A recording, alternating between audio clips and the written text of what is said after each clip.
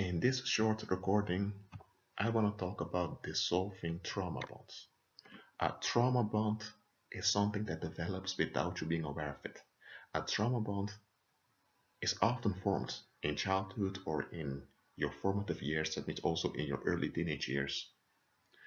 It's when you are put under such a pressure that your conscious mind, that means your mind, cannot handle it. So your emotional center takes over. And in your emotional center, the stress is stored up, it's locked away. And in your mind, that information is blocked. Why? Because your body responds to what's going on in your mind, and your brain locks away this data so that your body is not overwhelmed. Because if your body is overwhelmed, your blood pressure will go high, your heart will begin to beat hard, your heart will begin to beat faster and faster. You will die if this information was processed all at once. So your soul blocks it and your brain represses it. That's what happens. But the effect is now that you cannot process what has happened, so now you are in a relief state. And in this relief state, you don't experience the tension for what it really is. And this relief is what keeps you attached to the situation. That's why you have women that are in abusive relationships and they just can't leave. It's not that they don't want to leave, they can't leave because they are trapped over there. You know why? Because when many of those women were children, they had parents that acted out against them when the parents didn't have their way. And the parents never sought help. The parents were openly manipulative, and the environment chose the side of the parents, and the environment did not keep the parents in check. So the brain locked away this information, and the soul repressed it. So the soul and the body both pushed away this information. So there was relief for the child. The child was able to bear all the child was going through. The child even felt relieved at with abusive parents. But as the child grew older, this repressing developed into bad thinking patterns. But the tension that was blocked in the brain is still there and is still surfacing from time to time. It may surface as depression, it may surface as stomach aches, it may surface as tension in the muscles, or even as cancer, as a detrimental sickness to the physical body. That tension is still there.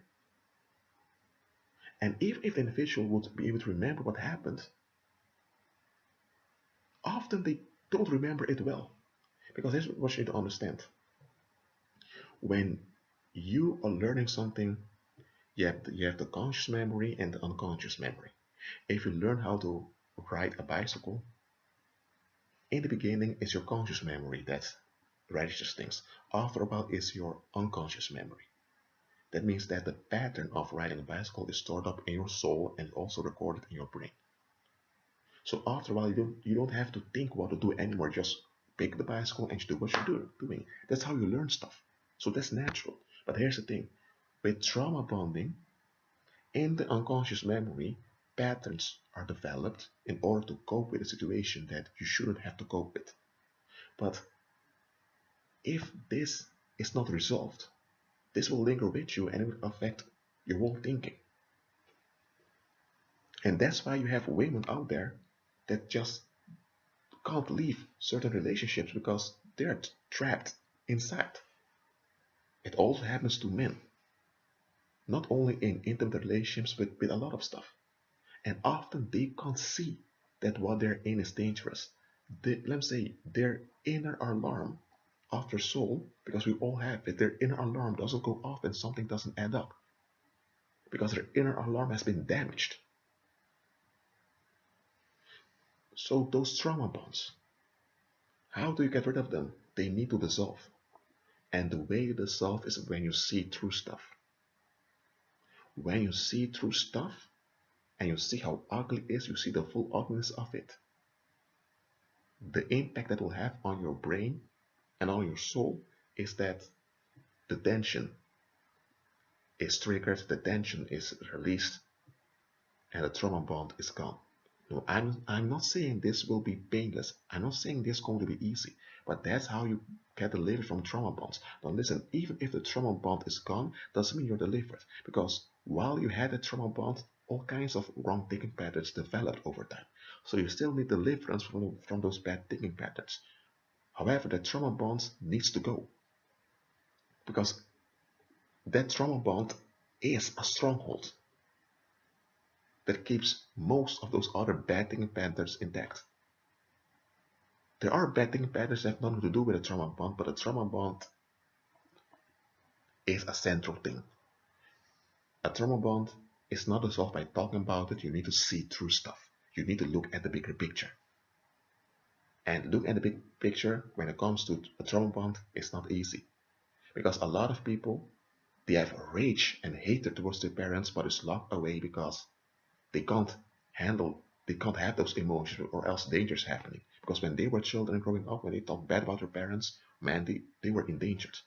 So the anger they had towards their parents of how their parents mismanaged them is still affecting them.